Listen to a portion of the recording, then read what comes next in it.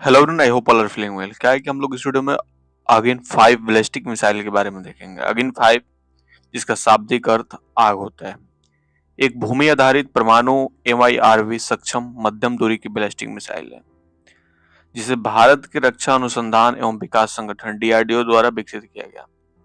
इस मिसाइल की धार सीमा 5400 किलोमीटर है, जिसे कथित तौर पे 7000 किलोमीटर से अधिक की अंतर महाद्वीपीय बैलिस्टिक मिसाइल रेंज तक बढ़ाया जा सकता है।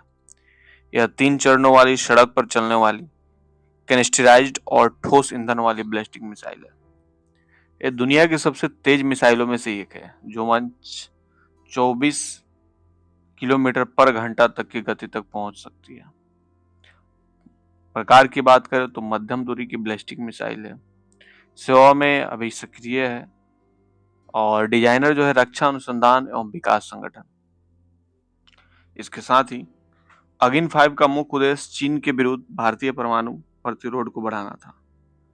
अगिन 5 के विकास से पहले भारत के पास सबसे लंबी दूरी की मिसाइल अगिन 4 थी, जिसकी मारक क्षमता 4000 किलोमीटर थी।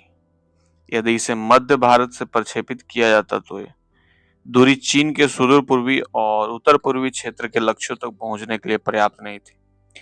चीन के अधिकांश प्रमुख आर्थिक केंद्र उसके पूर्वी तट पर स्थित थे। वरिष्ठ रक्षा वैज्ञानिक एम नटराजन ने 2007 में खुलासा किया कि DRDO अगिन 3 के उन्नत संस्करण पर काम कर रहा है, जिसे अगिन 5 के रूप में जाना जाता है, और ये 4 वर्षों में तैयार हो जाएगा। मिसाइल की रेंज 5000 किलोमीटर से अधिक होनी थी। यह अनुमान लगाया गया था कि 4 से 5 बार दोहराए जाने वाले परीक्षणों के बाद यह मिसाइल 2014 से 2015 तक चालू हो जाएगी।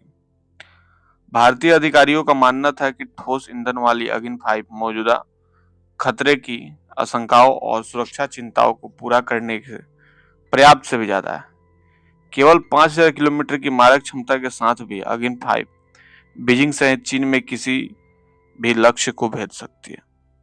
मिसाइल को कैनिस्टर लॉन्च मिसाइल प्रणाली के उपयोग के माध्यम से सड़क मार्ग से परिवहन में आसान बनाने के लिए डिजाइन किया गया था, जो पहले की अगिन मिसाइलों से अलग है। अगिन 5 कई स्वतंत्र रूप से लक्षित पुनः प्रवेश वाहन पेलोड भी ले जाएगा।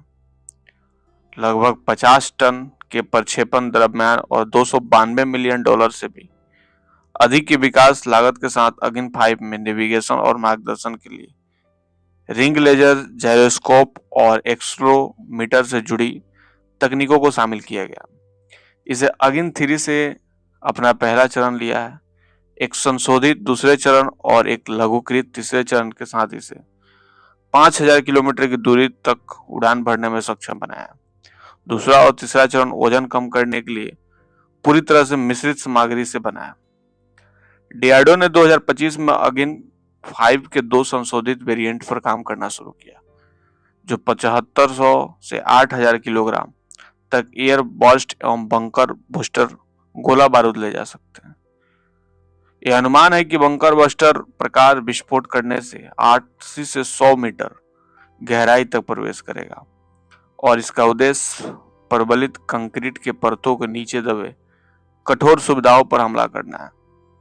एयरबस्ट प्रकार का उपयोग रनवे, हवाई ठिकानों, बख्तरबंद संरचनाओं के खिलाफ किया जाएगा। दोनों वेरिएंट को चीन और पाकिस्तान में महत्वपूर्ण सैन्य प्रतिष्ठानों, मिसाइल साइलो और कमांड और नियंत्रण केंद्रों को निशाना बनाने के लिए डिजाइन किया जा रहा है। संशोधित वेरिएंट के लिए अनुमानित गति मैक 8 मैक और है, जिसकी रेंज 2500 से 3000 किलोमीटर है। स्टील्थ बॉम्बर्स की अनुपस्थिति में DRDO ने परिचालन लचीलेपन और कम डिलीवरी लागत के लिए डिलीवरी सिस्टम के रूप में मिसाइल का उपयोग करने का निर्णय लिया। इसका उद्देश्य पूर्वव्यापी हमले में लक्ष्यों को बेअसर करने के लिए पारंपरिक साधन प्रदान करना है। ऑपरेशन सिंदूर के बाद, जिसने भारतीय वायुसेना की भारी किलेबंद भूमिगत लक्ष्यों को खत्म करने की क्षमता में अंतराल का खुलासा किया, बंकर बस्टर के लिए अभियान में तेजी आई और लंबे समय से नियोजित मिसाइल संसाधनों को ईरानी परमाणु स्थलों पर संयुक्त राज्य अमेरिका के हमले के बाद नई गति मिली। यह देखते हुए कि चीन और पाकिस्तान ने अपनी सीमाओं के साथ भूमिगत प्रतिष्ठानों का अच्छी तरह से बचाव किया और पारंपरिक हवाई हमले पहाड़ी और ऊंचाई वाले क्षेत्रों में कम प्रभावी है। ये नई मिसाइल प्रकार भारतीय सशस्त्र बलों के लिए रणनीतिक रूप से महत्वपूर्ण हो जाता है। आधिकारिक सूत्रों का हवाला देते हुए मीडिया रिपोर्ट्स के अनुसार जुलाई 2018 तक मिसाइल को सामरिक बल कमान द्वारा तैनात किया जा रहा था।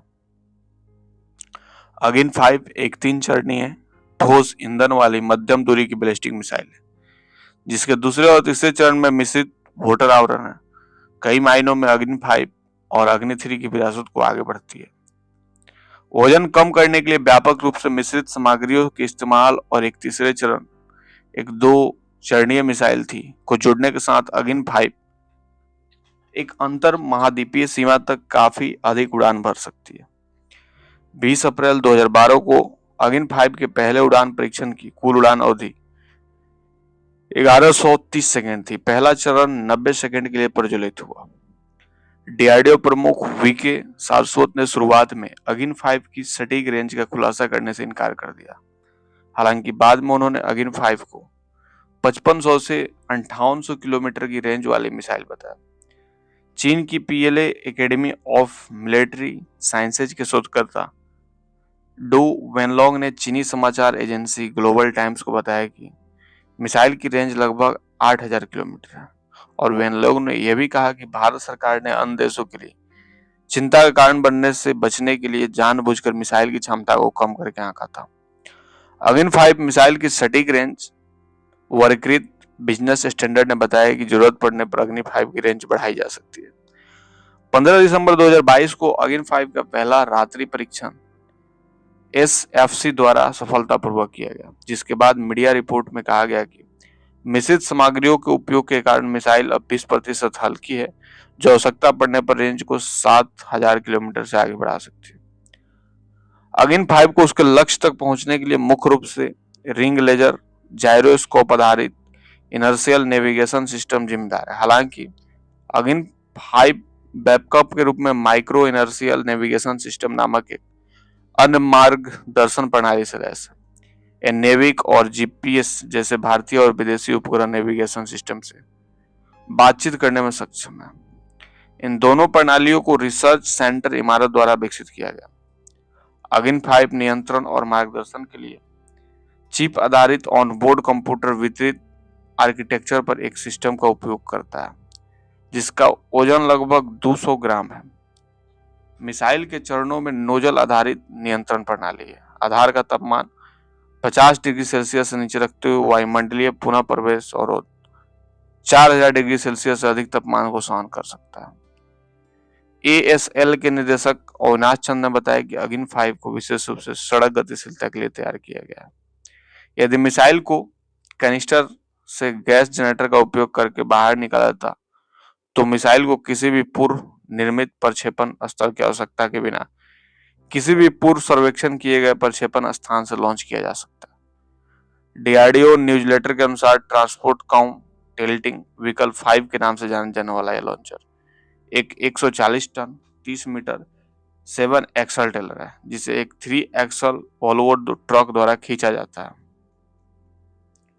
इसके साथ ही परीक्षण की बात करें तो तत्कालीन भारतीय रक्षा मंत्री ए.के. एटनी ने वार्षिक डीआरडीओ पुरस्कार समारोह को जो है यहाँ पे संबोधित करते हुए रक्षा वैज्ञानिकों से जल्द मिसाइल की क्षमता का प्रदर्शन करने का आग्रह किया था। डीआरडीओ प्रमुख वीके सारस्वत ने 2011 के मध्य में टाइम्स ऑफ इंडिया को बताया कि डीआरडीओ ने अगिन 5 के ठोस प्रणोदक मिश्रित रॉकेट मोटर चरणों को स्वतंत्र रूप से परीक्षण किया और सभी जमीनी परीक्षण पूरे हो चुके हैं। सितंबर 2011 में सारस्वत ने पुष्टि की कि पहली परीक्षण उड़ान 2012 में अब्दुल कलाम द्वीप से की जाएगी। फरवरी 2012 में एक सूत्र ने खुलासा किया डीआरडीओ परीक्षण के लिए लगभग तैयार था, लेकिन समय सारणी और रसद संबंधी कुछ समस्याएं थी, क्योंकि मिसाइलों को हिंद महासागर के आधे हिस्से से होकर गुजरना होता था।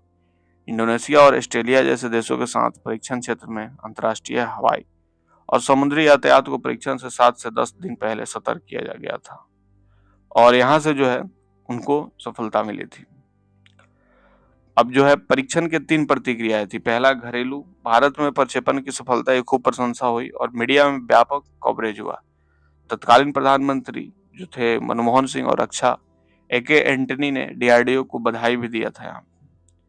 और इसी के साथ जो है पीपुल्स रिपब्लिक ऑफ चाइना, चीन के विदेश मंत्रालय ने प्रवक्ता ने कहा, चीन और भारत बड़े विकासशील देश हैं, हम प्रतिस्पर्धी नहीं है बल्कि साझेदार है और हमारा मानना है कि दोनों पक्षों को वर्तमान में कड़ी मेहनत से हासिल की गई अच्छी स्थिति को संजो कर रखना चाहिए। और इसके साथ ही भारतीय मिसाइल क्षमताओं के संबंध में अमेरिका के रुख में बदलाव दर्शाता है। पिछले दशक में अमेरिका भारत संबंध कितने विकसित हुए हैं। तो ये थी छोटी सी इंफॉर्मेशन अगेन 5 बैलिस्टिक मिसाइल के बारे में। आई होप आपको समझ में आया होगा। जल्दी मिलते हैं ऐसा ही कोई नया वीडियो लेके, तब तक के लिए बाय बाय।